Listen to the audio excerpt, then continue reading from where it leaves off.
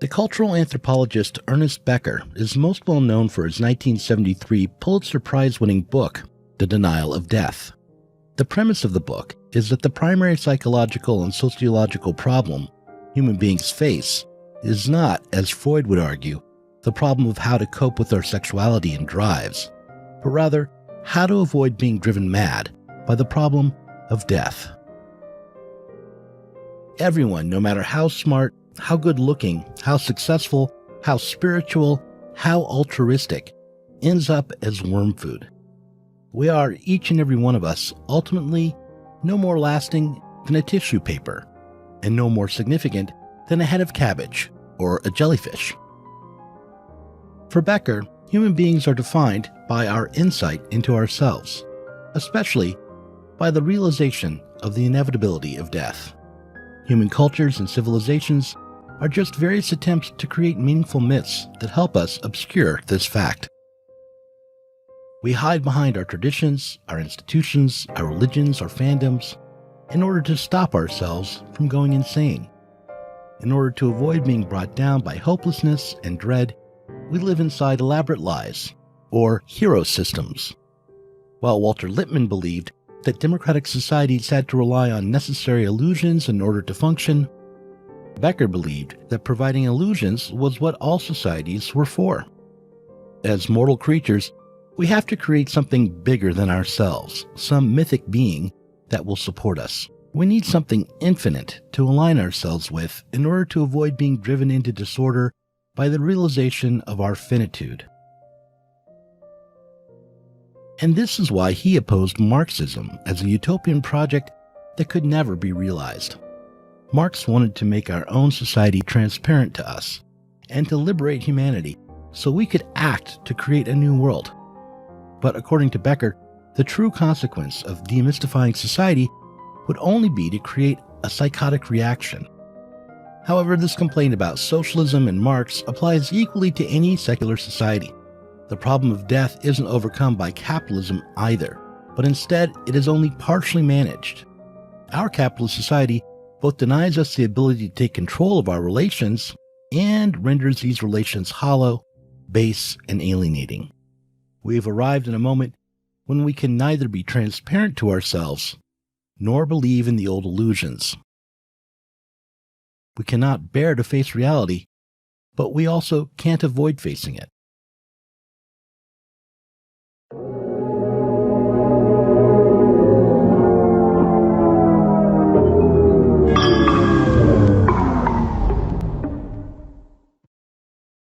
Hello Zero Books readers and viewers, it's me again, Douglas Lane, and in this video we'll consider the sociological pessimism embedded in psychology by considering Freud, Ernest Becker, and Eugene Thacker's book, In the Dust of This Planet, as we ask ourselves whether what's blocking the development of socialism should be understood as a problem of political economy, or whether what's stopping us is our own human nature.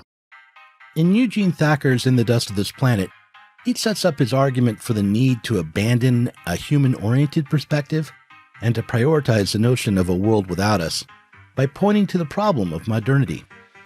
He wrote that a cynic might argue that the modern secular worldview never fully took hold. That is, we are still well entrenched inside various heroic myths, only now the responsibility for maintaining mythic thinking falls not to any oral tradition or religious practice, not on these alone anyhow, but instead, the mythological has become the stuff of the culture industry. The old theologians have been replaced by politicians, and the philosophers have been transformed into self-help gurus. In the middle of the 20th century, there was Norman Vincent Peale, whilst today we have, or at least had, Jordan Peterson. From the point of view of Ernest Becker, this complaint that the scientific worldview of the Enlightenment hasn't yet arrived, the cynical observation that today movie superheroes and TV police detectives have taken up the roles that used to be fulfilled by Christ, Buddha, or Muhammad, would be good news. It would be good news except for the fact that movie superheroes and TV detectives are considered childish and unserious. To believe that Columbo will deliver salvation or that Superman will redeem the human race is, of course, absurd. And according to Becker, The one thing that modern people can no longer muster is faith in absurdities. But according to Becker, if we could put our faith in Clark Kent, we would be better off as people. We would be able to sustain simple lives, the lives of Philistines, who are satisfied with what is, because what is what Superman gave us. We turn wrong, according to Becker, when we try to stand on our own 2 feet and dare to question. As Freud once said, the aim of psychoanalysis is to replace the suffering of the neurotic or the psychotic with normal, functional unhappiness. If you enjoy these videos, you should click on the subscribe button and hit that bell. Even better, you might consider supporting us on Patreon. Our patrons get access to all of our podcasts, including 2 new series, one on Rosa Luxemburg's Reform and Revolution, and the other on the communizer Gilles Dauvé and his book From Crisis to Communization. Starting in August, we'll also be introducing a monthly podcast series on Trotsky and the Russian Revolution for patrons. Support us on Patreon and join us in learning critical theory with the aim of changing society. According to Becker, human beings need to find some sort of external support in order to live their lives. This is the reason we are so prone to enact what Freud called transference, to invest other people and their ideas with fantastic significance. Freud believed that our primal sexual and violent desires, developed in our infancy and directed at our parents, were sublimated into fantasies and dreams, wherein, through fragmentation and metaphor, we could allow ourselves to fulfill our wishes, at least partially. The purpose of civilization was to organize the successful sublimation of our libidinal impulses, to both frustrate and realize our desires. Becker believed that transference was organized not around the libido, but as a shield against understanding more existential truths. We transfer power onto parental figures and heroes, not so much in an effort to realize our unconscious desires, but out of a need to create the illusion of an infinite and permanent reality that we can align ourselves with in order to achieve a kind of symbolic immortality.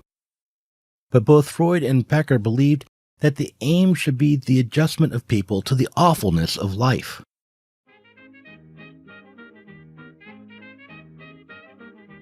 For Freud, the aim was to transform the sickest people into merely sick people.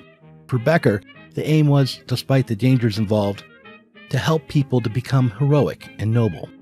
But neither Becker nor Freud believed that the aim should be to help people achieve transcendence. In The Denial of Death, Becker stated his position plainly. He wrote, "There's simply no way to transcend the limits of the human condition or to change the psychological structural conditions that make humanity possible." The complaint that Becker aimed at utopians and socialists was that they wanted to liberate man from his condition. The communists wanted to set off in all directions. They wanted to face reality and overcome it. But such an endeavor would only produce schizophrenic disorder.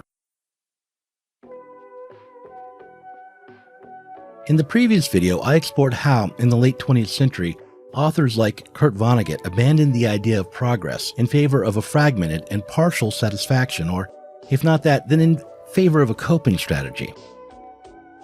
If we were to take Becker and Freud seriously, then this approach to literature and life might be justifiable. However, it only seems that way if we remain within the realm of psychology, if we restrict ourselves to questioning the mental health of individuals, or trying to determine how to produce mental health in individuals. What isn't acceptable isn't justifiable. It's a perpetual crisis that we see spilling over from the economic realm to our politics. What isn't acceptable is the fact that 11% of the world is malnourished while farmers destroy their harvests in order to keep prices high. What isn't acceptable is the spread of disease and the millions who are dying so young. What isn't acceptable is how we cannot change our collective lives in order to stave off ecological collapse. How we have bombed our way through the first 20 years of the 20th century. Marx's unique contribution was not his atheism. His critique of political economy was not an ideological critique. It did not just amount to realizing that God was dead or that the Protestant worth ethic wasn't universal. What Marx realized was that the ideology that drives our productive activity, the ideas that determine how, why, and when we grow crops, build shelter, sew together, clothing, these ideas determine the material outcomes of our collective lives. Transference, whether it is based on the fear of death or on the need to sublimate our unconscious sexual desires, doesn't explain the mechanism that drives our productive lives, but only helps to explain why we're invested in our own exploitation.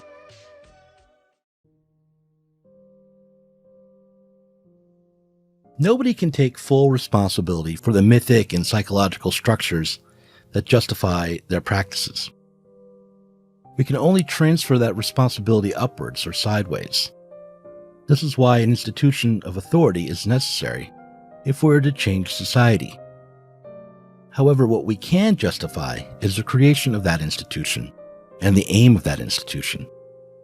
We can reduce the problem of revolution from the problem of existence to the problem of organizing production and distribution, away from creating meaning, which happens reflexively and unconsciously, to the problem of creating a framework for cooperation in order to provide a common store of goods. In the last video, I said I'd explore the various solutions to the socialist calculation problem in this video. Instead, I'll take that issue up in a future episode of Pop the Left, because I think the dry details of socialist calculation would be more fun to explore in a conversation with Derek Varn than they would be to produce a video about.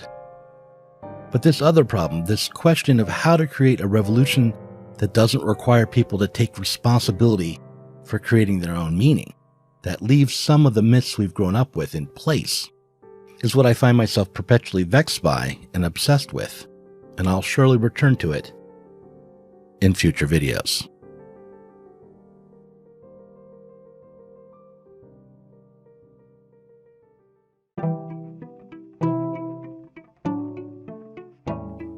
Thanks for watching this Zero Books video. If you enjoyed it, subscribe to this channel and click on the notifications bell so that you'll be alerted whenever we release a new video. You should also consider supporting us on Patreon. Our patrons get access to our Inside Zero Books podcast every week and can get access to the Zero Books Book Club and help us to continue making online content from the left.